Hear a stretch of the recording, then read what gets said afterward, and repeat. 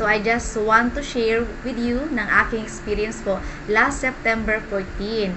So isang araw po habang sakay po ako ng pedicab at bigla po itong tumaob. Na tumama po yung ulo ko or yung noo ko sa bakal na siyang naging sanhi po ng aking sugat.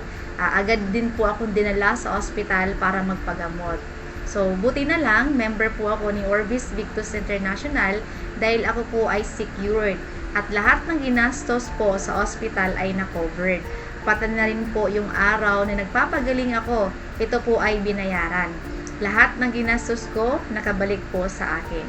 Kaya super thankful po ako kay Orvis Victus International na totoo talaga, hindi natin alam kung kailan or kanino pwedeng mangyari ang aksidente.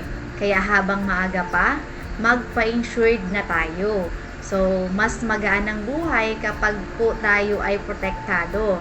So, maraming salamat kay Orvis Victus International sa tulong at peace of mind.